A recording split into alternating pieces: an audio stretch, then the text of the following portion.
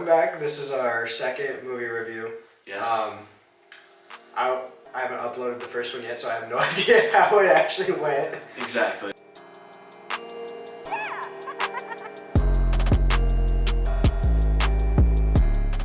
Jojo Rabbit. Yeah, Jojo Rabbit. I loved that movie. Loved. That was like one movie I was like, yeah, I want to see it, but I wasn't like, hell yeah, I gotta see it type of thing. The one thing... And I wish I was like, fuck man, yes, I have to see this movie, because when I finally watched it, I even like dodged buying the Blu-ray a couple times. Like I had it in my hand and I'm going to the checkout and I'm like, nah, not today. Put it back about 3 times, three different separate times, and then finally I'm just like, fuck it, and I picked it up and I brought home and we watched it like 3 days later, because we had like a series where we watched 21 Bridges, and then we watched Knives Out, and then we watched Jojo Rabbit. And I hate how we waited to watch Jojo Rabbit last, because I'm like, because after that movie I was like, in my opinion, I love this movie. In my opinion, out of those 3, it was the best. 14? Yeah, so my bad. Probably 20 times the budget what Jojo Rabbit had. Yeah. So it was $14 million, and at the box office, just the box office, they made $90.3 million. Which, I think it deserves more. But I can understand but that's just why. Box office. Yeah, I can understand why it didn't make more though. Because it was a Toronto Film Festival award. It was a winner actually, and then it got its theatrical release, which wasn't huge. It wasn't plastered everywhere. It wasn't like a Disney movie. It wasn't everywhere. But it was controversial because it. Yeah, it actually did get lots of bad imaging just because it had an imaginary Adolf Hitler, which was played by Taika Waititi, who did the screenplay and directed and produced. He produced, right? No, he didn't produce. No, he didn't produce. He didn't produce. But he did all over this movie. It's his movie. Yeah, and it was a fantastic movie. I love how he marketed it at the beginning too, where he had another guy playing Hitler, talking about how much he hates Jews and all this stuff, and then he's you could edit in the video. Yeah, I'll drop a link in the description below to this video. Yeah. But he talks, and then he's like, why would we have a Polynesian Jew play this movie and direct and star and do all this stuff? But you know what we need? We need the guy from Thor Ragnarok to do this movie. And I'm like, everybody's just like, But back on topic of the actual movie, the one thing that blew my mind is the fact that it had a budget of $14 million, and they got Scarlett Johansson. She's expensive.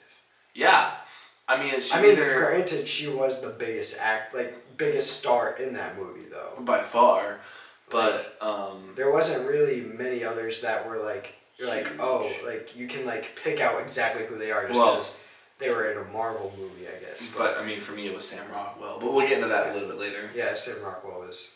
Rockwell. What did surprise me is I have a really big pet peeve with watching child actors, because there's just those child actors, they're not good.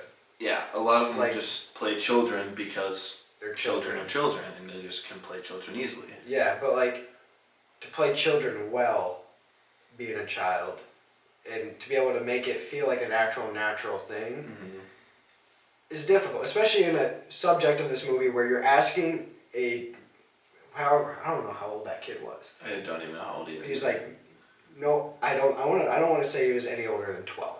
Yeah, actually. But he was young, and to be able to come up to a kid and be like, I need you to play this extreme fascist, Nazi-loving kid is just like, how is a kid gonna do this? Yeah. And I was curious, and the kid did amazing. Because isn't there an Oscar thing for kid actors or something? Yeah, he got an award for it. Actually, did he win? He got the award. Because he deserved to win. That's one. I was just looking at thing that I was amazed by. The Critics' Choice Movie Award for Best Young Performer. He actually won that award.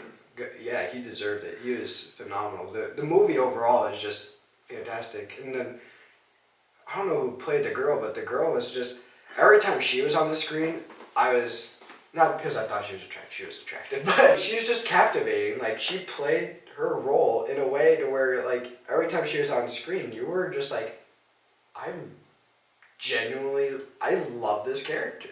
The kid who played Jojo's friend, the one that everybody calls just a young Nick Frost. Yeah. He was actually pretty decent. He was like comic relief. Like I can actually see him becoming the next Nick Frost with his comedic value. But actors, Sam Rockwell, just I don't know if you guys ever watched him. He's been in numerous things that I enjoyed watching him in. But he plays a character called Captain K. I'm not even gonna try and pronounce the name. But he's basically the main character Jojo's mentor throughout all of this, and arguably I think he's kind of a comic relief as well. He is, yeah. Especially at the end of the movie. Yeah. We'll get into that here in a few When we go into spoilers, we'll go into that. But he plays his mentor through a lot. More than the imaginary Hitler that Tyga plays. He mentors him through a training camp, through his job, and then towards the end of the movie through something I'm actually not going to discuss right now. But he plays a really good character, and I just applaud him for this movie. It was actually just spectacular, and maybe one of his best. I would say. I mean, he's had some greats. One of his best supporting. Yeah, I would say one of his best supporting. He is a pretty big supporting actor, but he is definitely one of his best supporting. Go ahead into spoilers now, but Jojo's mom is hiding a Jew in the house. And well, the whole movement is Jojo's writing a book about Jews. It's called You Who Jude. You Who Jude.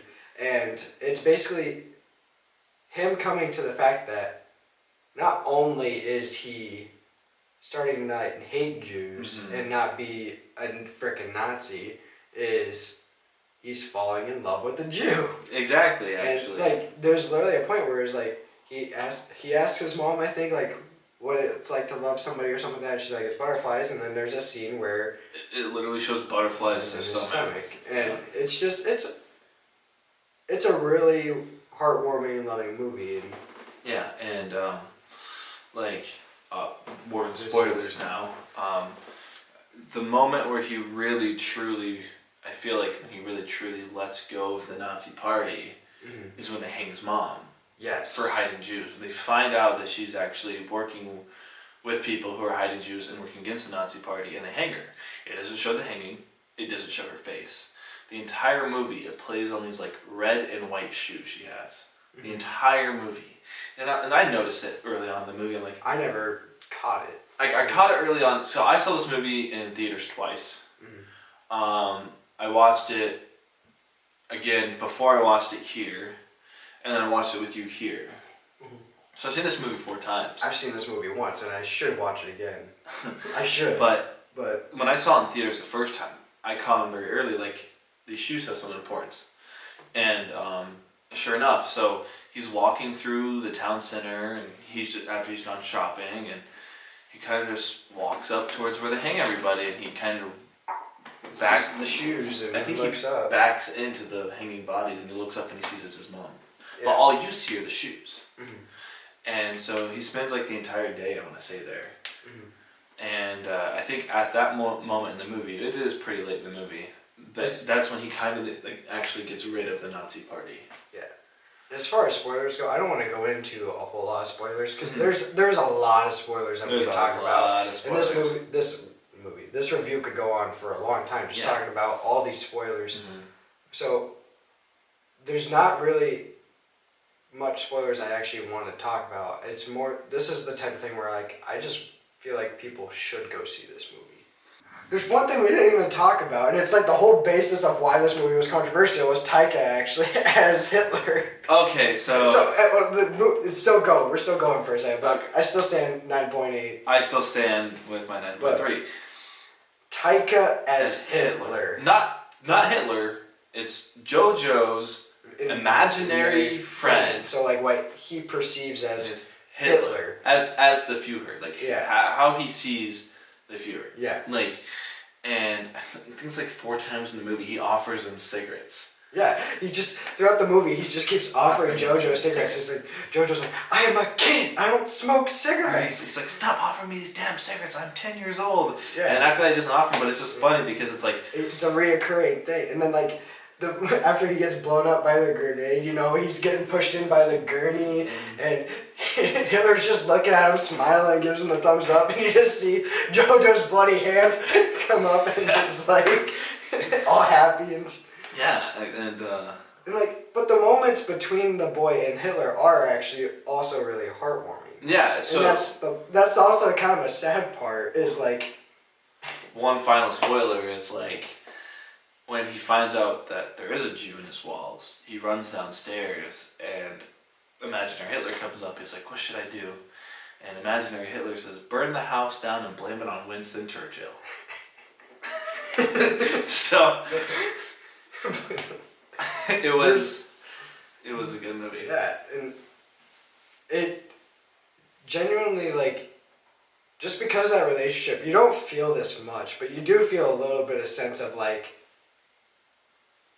not heartbreak, but like a little bit of like, that's unfortunate, because, you know, you didn't really like him for most of his life, but when he finally says, fuck you, Hitler, and kicks him through the window. Yeah. It's like, I mean, I feel bad for Hitler because he really did like this boy. But he was also imagining Hitler. Yeah, and he was Hitler. So. Yeah, and he was Hitler. He was Hitler. So why do you feel bad for middle moms?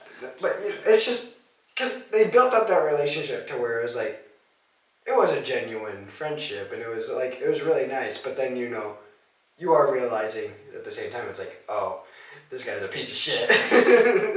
Yeah, exactly. But when he wasn't being like a piece of shit, you know, and just being an actual friend to Jojo, that's where that connection, I felt like. Yeah, because there are definitely moments in the movie where Hitler's not necessarily big bad Hitler. And when we say Hitler, we're obviously talking about imaginary Hitler, not the guy who was about to lose World War II. Yeah, your imaginary Hitler's not imaginary Hitler all the time. He is, at its core, a friend to Jojo. Yeah. That's all an imaginary friend is. Yeah. So, 9.8. 9.3. And that's our second one.